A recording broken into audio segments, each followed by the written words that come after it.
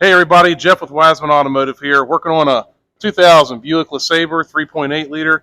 We got a lot of work to do this thing today. We are going to start with lower control arms. So I know that this is a Buick. I'm going to grab my 18 millimeter wrenches and sockets, my 15 millimeter wrenches and sockets. I'm going to grab my 13 millimeter wrenches and sockets, 19 millimeter to get the lug nuts off. Grab a pickle fork and a hammer, and you're probably going to need some kind of pry bar as well. Do not forget you're going to need some dikes or side cutters to get the cotter pin out and bend cotter pins, and that's all I know that we're going to need for right now. And whatever tools we pull out, I'll try to mention that as well. I'll also give you torque specs along this way as we go through this when we're putting it back together. And so yeah, stay tuned. And we're going to get this tower off real quick. All right, I got my 19 millimeter. Got to get this beauty cover off. And what a beauty it is. Oh, let's take this off. Okay.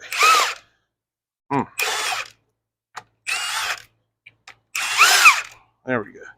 All right. I'm going to take these, put them on a lift.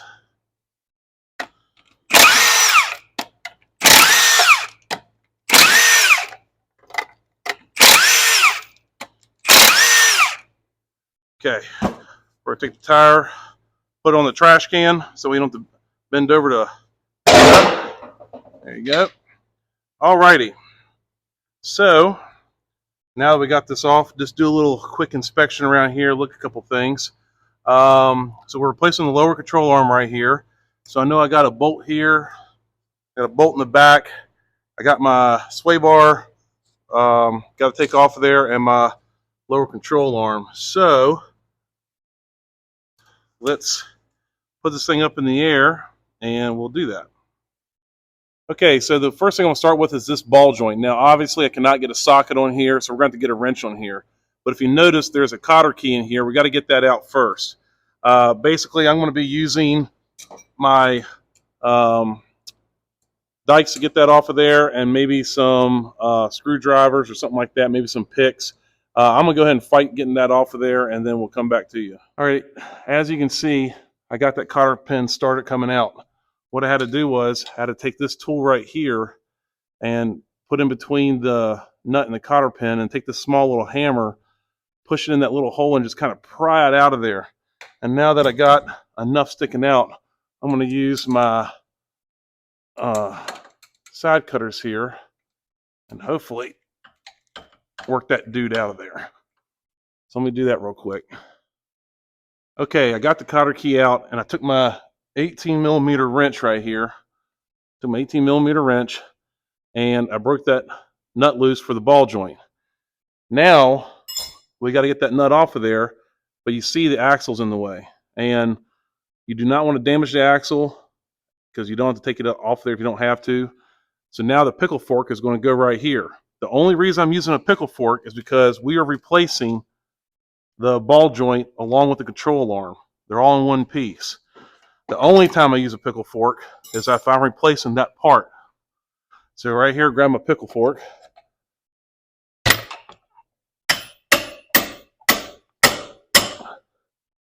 And there you go. So now the ball joint is loose. So now let's move to the sway bar bushing. So what we're going to do is I'm going to sit you guys up right about here. Yep. And then we're going to work on getting that off. Alrighty, so right here is your sway bar end link, okay? I'm actually using a 14 millimeter, so it's probably more like a 9/16, but we're going to put them on the bottom here. And when you take your sway bar loose, you really got to pay attention to how it goes back together. If you think about it, it'll make a lot of sense, but it can get confusing. But basically, you have your bolt, a washer, rubber grommet here. You have your lower control arm, then another rubber grommet, washer, spacer, washer, rubber grommet, sway bar, rubber grommet, and then nut. Basically, what you have to think about is you do not want metal to metal contact. And if you have that, you're going to have some kind of squeaking noise and stuff like that. So just kind of think about how it makes sense logically, getting that off of there. Now, this thing may be, yeah, I'm going to keep turning this. Take this off.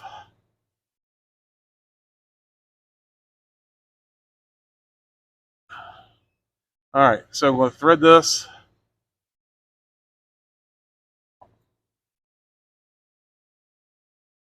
Man, I think it must be threaded all the way in there. All right. There you go. Okay. So I'm going to take this guy right here. I'm putting him to the side. So now the sway bar is not attached to the lower control arm. Okay, we got 2 bolts going into the side like this.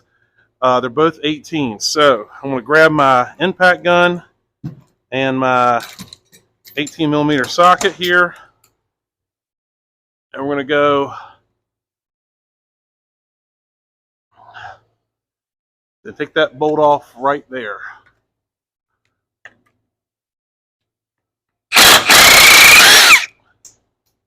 Okay, then that bolt fell off of there. And now we're going to back up even more a little bit.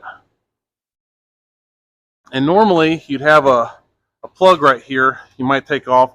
This one, as you can see, is missing. So we're going to just kind of push up on this, and that exposes that 18 millimeter bolt head right there. So now we're going to put this guy in there. Okay. And if you look at the type of the nut they have on this, you shouldn't have to put a wrench on the backside, because this bracket right here, it actually stops the nut from turning. So you shouldn't have to put a wrench on the backside, but if you do, just find yourself whatever size that is and put it on there. All right, now both of my bolts are loose. I want you to remember that this bolt goes in this way, and it will be my guess that these things are probably 2 different lengths, and they are. So look, the long one right here goes in the front, the short one goes to the back. So pretty sure you can't really screw that up too bad. You'd eventually find out. All right, so now we're going to just kind of pull that out, and boom, there's your lower control arm. Okay, we still got to get this sway bar end link off, because we're going to try to reuse that, and then we can go back together with it. So stay tuned. So the part that we're using is from Federated Auto Parts, and it's a Delphine part number right there, TC5817-11B1. Now, this is the one we're using. I ordered both sides, and the reason I'm replacing this whole thing is because that bushing right there is shot. As you can tell, that is not good. So that is why we're replacing it. The sway bar links, we are reusing those over, because just recently actually replaced the sway bar links, like, I don't know, 6 months ago or something. It doesn't get driven that much. So we're going to try to reuse the sway bar links. I do have extra ones in case. So now's the time we're going to take and we're going to inspect the holes right here, clean them up a little bit. I want to make sure to get any dirt out of there, because if you get some dirt or grease in there, sometimes it can hinder you from going back together with it. So I'm going to take a little scraper blade, something like this right here, just to get some of that junk out of there, and then we'll start bolting this thing back in place. Okay, so I took this out of the package, and now I'm going to take my castle nut off. This is just like a little protector for the ball joint, and don't forget it should come with cotter key. Okay, I'm going to take these, just set them to the side for right now, and then we're going to put this thing right back up in here. Now, I'm going to mention this again later, but just so you know, whenever you're messing with suspension stuff, you have to go get it aligned. So after this job, we're going to take it down to the alignment shop. All right, putting this guy in here. I like to manipulate a little bit. And now I'm going to get my long bolt here. I'm going to see if I can put it in the front.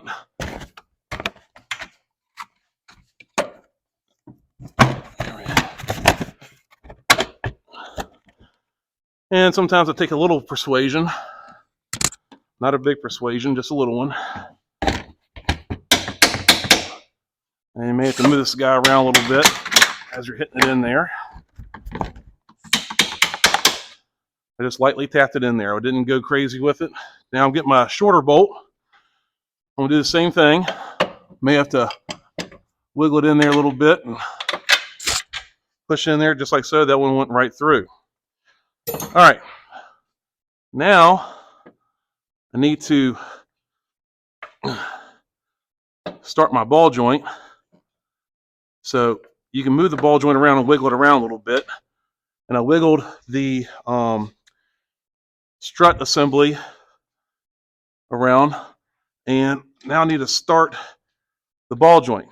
So one thing I'm going to grab here, I got a telescoping jack stand. If you're doing this on the floor, you need to grab a jack and do this. Try to get where it sits level. And we're going to put this dude up here like this.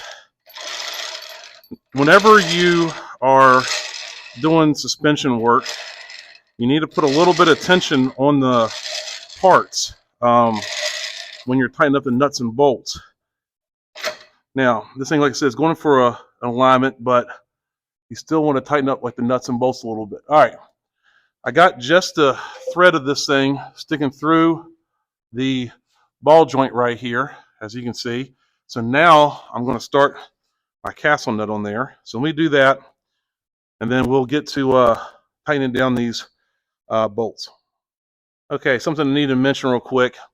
When I was putting that castle nut on there, it was an 18 millimeter coming off of there using my wrench. But because it's an aftermarket part, when I put the castle nut back on there, it's going to be a 19 millimeter wrench to tighten that back up, just so you know. That's very common with aftermarket parts. You take something off, it's a 14, and they give it back to you, and it's a 13. So, okay, so I have my piece right here, just lightly touching that for right now. I got the fancy looking nut, and I'm going to put it on the back bolt and start it. I'm just going to hold it and just lightly spin that that lower control arm rear bolt. I've already got the front one started. So now, before I tighten anything down, of course I need to know the torque specs, but we also need to put just a little bit of pressure on the lower control arm. Not on the ball joint now, on the lower control arm. So I want to push this guy up a little bit. Add just a little bit of pressure, okay? Let me go look up those torque specs real quick, and I'll come back to you. Okay, so I decided to go ahead and put the sway bar end link on before I get everything rolling with the tightening down the control arm. So I backed this back off. That way my control arm back down a little bit. I got my sway bar end link right here. I got the washer. I got the rubber bushing. I got the other rubber bushing sitting in here.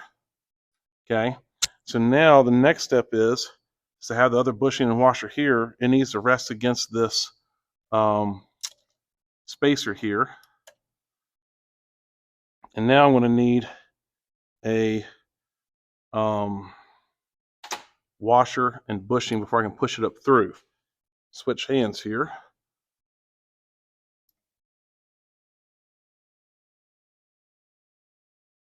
And this stuff is all greasy, so it's making it slippery. There we go. All right. So I got that up in there now. I take my special one right here, and this actually has threads in here. And I'm going to hold the bottom of the bolt. I'll come over top the tie rod.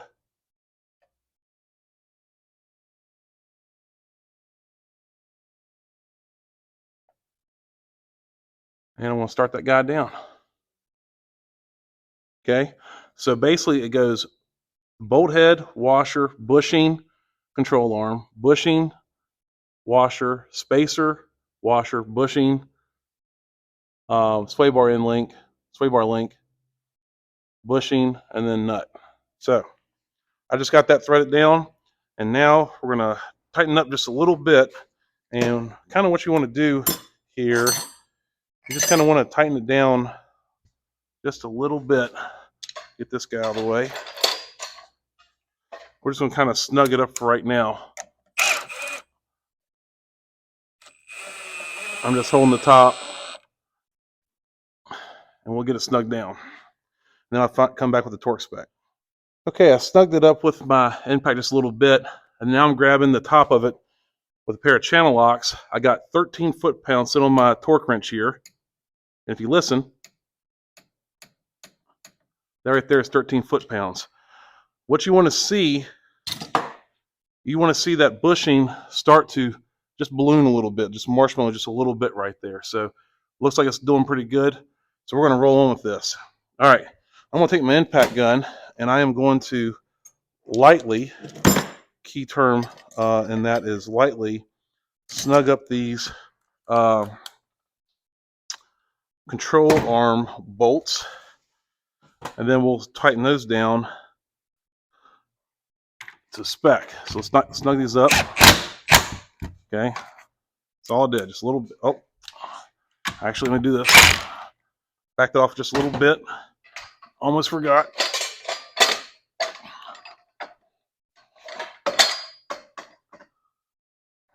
We're gonna put this right here, not under the lower ball joint, but actually on the control arm itself.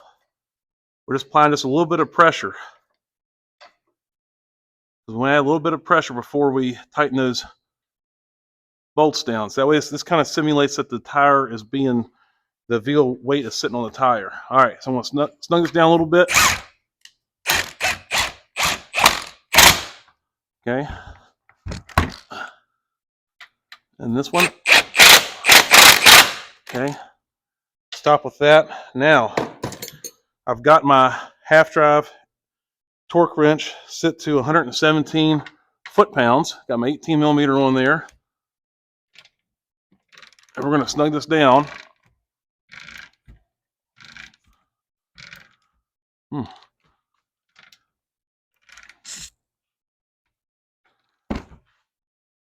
Okay, it's getting tight.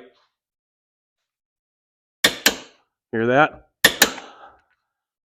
That's the spec. Now I'm doing this one in the back.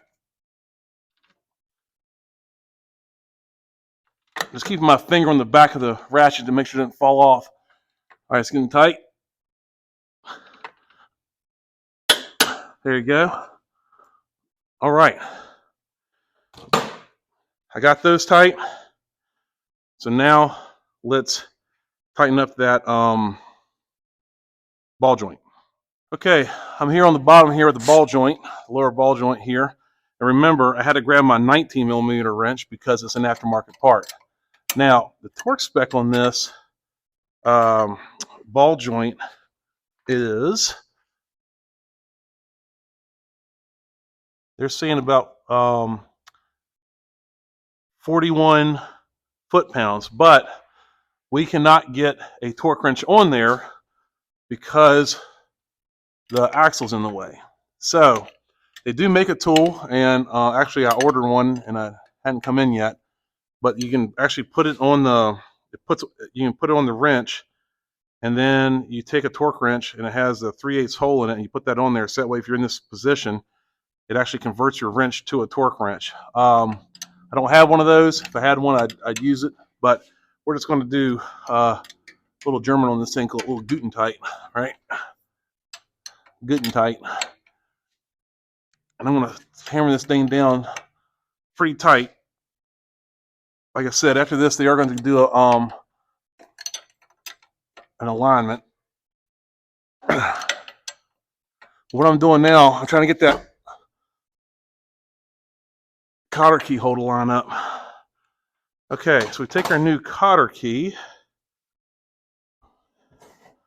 right here, and I'm going to take my side cutter here, and I'm just going to put it through the hole.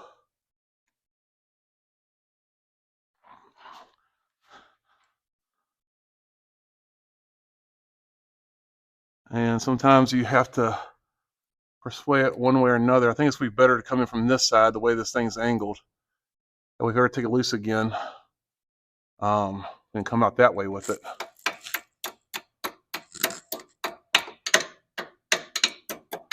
So kind of hammered in there with my dikes here. I'm going to pull these out, and I'm going to bend each one to one side, and then I'm going to bend the other one the other way.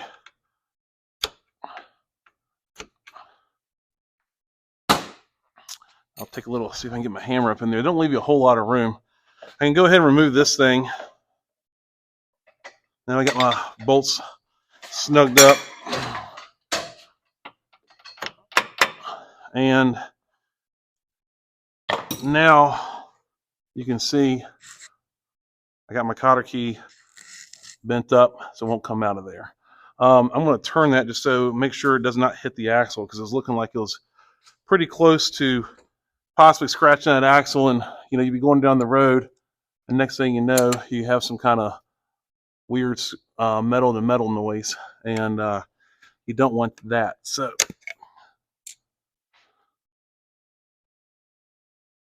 there you go.